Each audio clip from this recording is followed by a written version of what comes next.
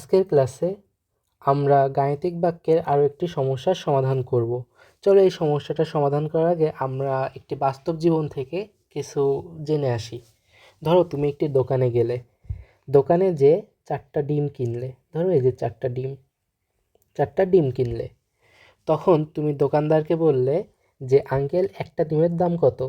ধরো দোকানদার বলল যে একটি ডিমের দাম 10 টাকা। তাহলে তুমি দোকানদারকে কত টাকা দিবা? নিশ্চয়ই 40 টাকা দিবা। কেন? কারণ একটি ডিমের দাম 40 টাকা, তাহলে 4টা ডিমের দাম কি হবে? তাহলে 10 গুণন 4 সমান 40। তাহলে তুমি সহজেই বলতে পারলে যে 40 টাকা হবে। তুমি দোকানদারকে 40 টাকা দিলে। তাহলে এটা আমরা বুঝলাম। চলো এখন আমরা প্রশ্নটা পড়ি। দেখো, আইমান বাজার থেকে ক সংখ্যক ডিম কিনলো। কতটি ডিম কিনলো? ক সংখ্যক ডিম কিনলো। সে দোকানিকে মোট খ টাকা দিল। তাহলে দোকানিকে সে কত টাকা দিল? খ টাকা দিল।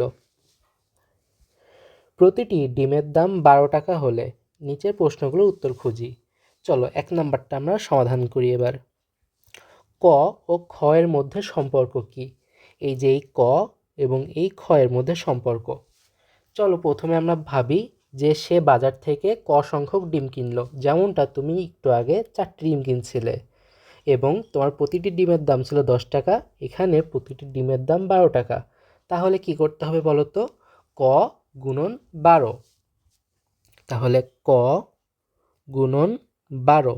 তাহলে তুমি ক গুণন 12 হলে যা হবে সেটি হবে তোমার মোট দাম।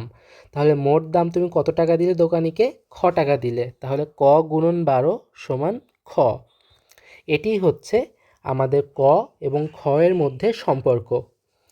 চলো এবার আমরা 2 নাম্বারটি সমাধান করি। তাহলে 2 নাম্বার প্রশ্নে কি বলছে? ক এর মান 10, 11, 15 হলে খ এর মানগুলো কি হবে?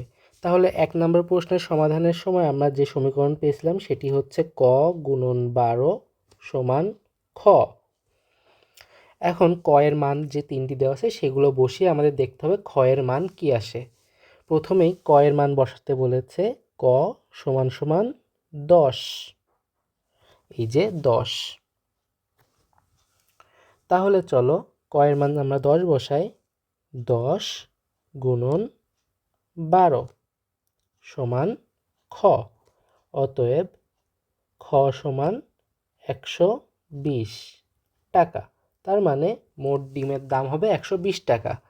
তারপর আমাদের বসাতে বলেছে ক সমান 11। তার মানে ক সমান 11 বসাতে হবে সমীকরণে।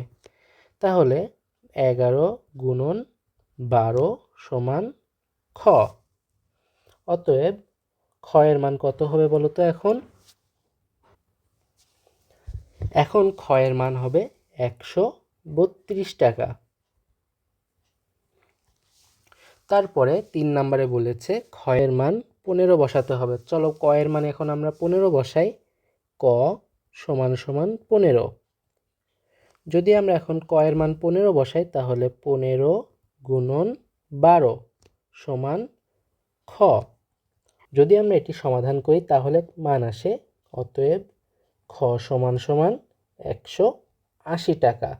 তাহলে ক এর মান যদি আমরা 15 বসাই তখন আমাদের টোটাল ডিমের দাম আসে 180 টাকা।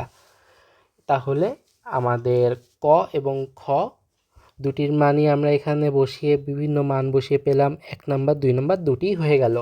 তোমাদের জন্য HW থাকবে কিছু, সেটি হচ্ছে 2 নাম্বার।